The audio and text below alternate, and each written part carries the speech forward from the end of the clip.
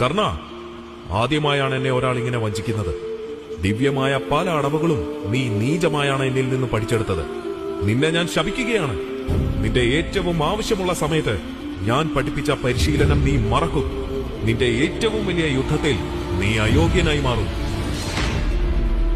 ആ ശബ്ദം കർണനെ തിരികെ യുദ്ധഭൂമിയിലേക്ക് കൊണ്ടുവന്നു. രഥത്തിന്റെ ചക്രം മണ്ണിൽ പൂണ്ടുപോയിരുന്നു.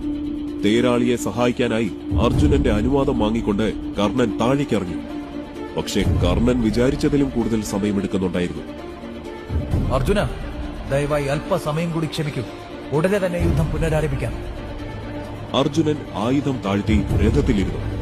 കൃഷ്ണൻ അർജുനനെ തിരിഞ്ഞു നോക്കി. എന്തു പറ്റി അർജുന? അല്ല, അത് ധർമ്മത്തിനെതിരല്ലേ? ആ ധർമ്മം ദ്രൗപദിക്ക് ലഭിച്ചോ? ആ ധർമ്മം അഭിമന്യുവിന് ലഭിച്ചോ? ഇല്ല, നമുക്ക് ലഭിക്കാത്ത ധർമ്മം നമ്മുടെ ശത്രുക്കൾക്കും വേണ്ട.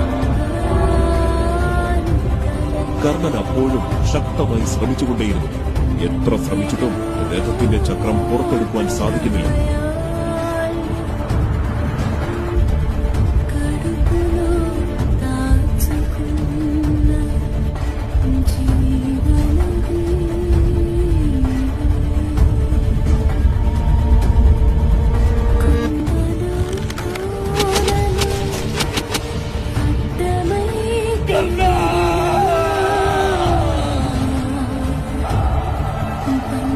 അന്നാദ്യമായി ദുര്യോധനന്റെ വിളി കർണൻ കേട്ടില്ല.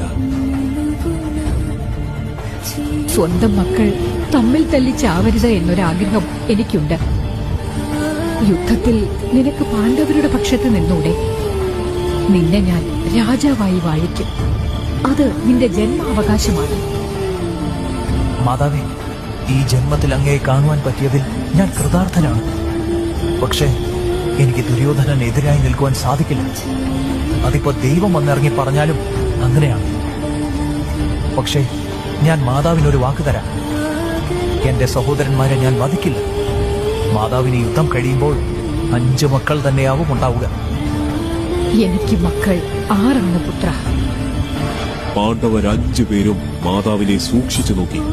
ജനിച്ചപ്പോൾ മുതൽ അവന് ഒരു സംരക്ഷണവും ലഭിച്ചിട്ടില്ല.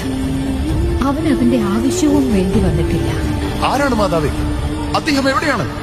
കർണൻ.